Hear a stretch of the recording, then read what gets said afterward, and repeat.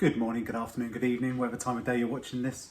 It's a Friday afternoon. It's been quite a long week. We've been all over the show doing different bits and pieces, from new insurance claims, detailed design on a big fire we're dealing with in Kent, schedules of work here, there and everywhere, just general kind of a run-of-the-mill average week really.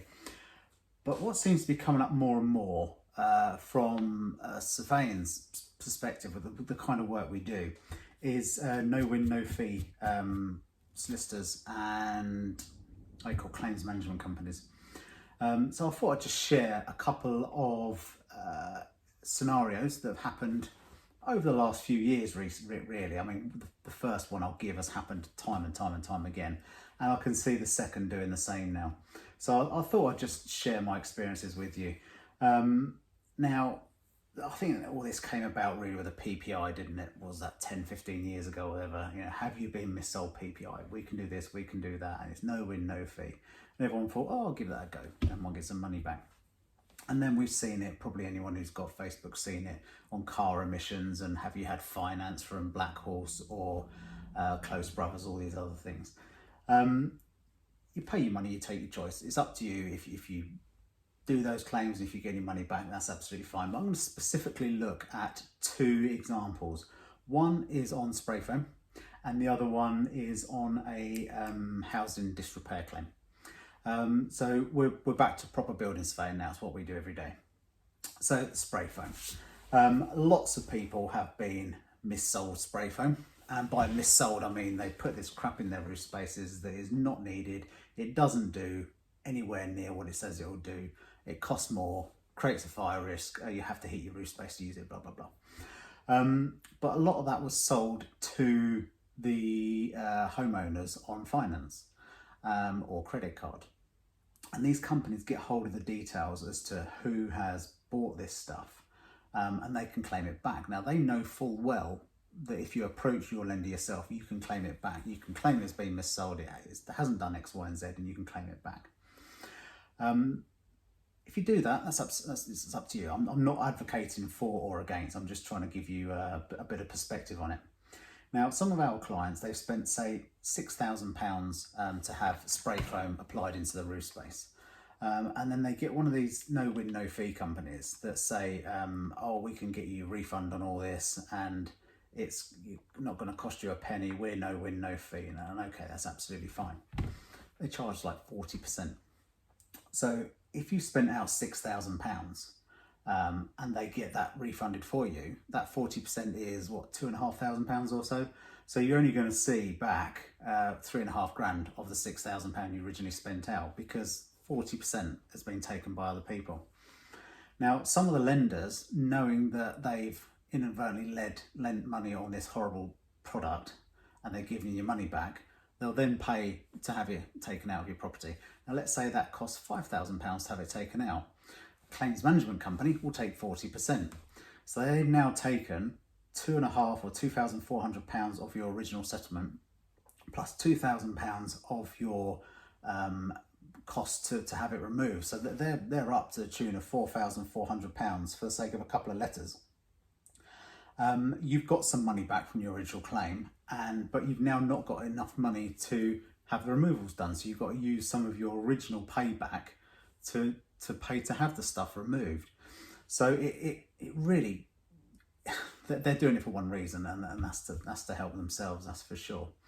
But about a week ago, I was chatting to a client of ours. Obviously, I'm not going to say who it is, but they had they're a registered social landlord, and they had a claim, disrepair claim from a no win, no fee company made against them. The tenant in the property had never reported the disrepair, which is the first big issue.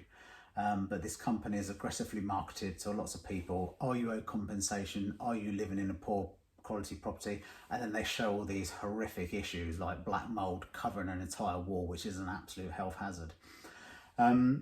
But without going into too much of the detail, this one company, they sold their services. Someone signed up to them on the no win, no fee. They've sent a pre-action letter, a very poor quality expert witness report to go with it that was inconclusive.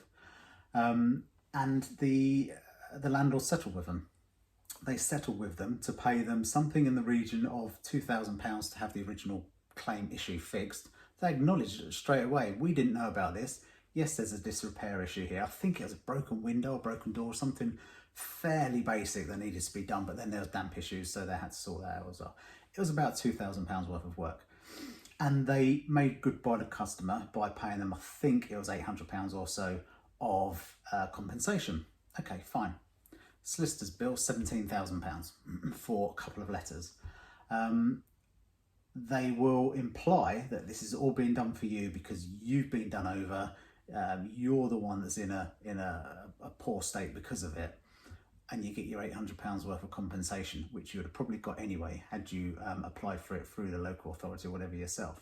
And then they stand to make an absolute killing on the cash that they're going to get as legal charges, or their 40% or whatever it is they're charging you.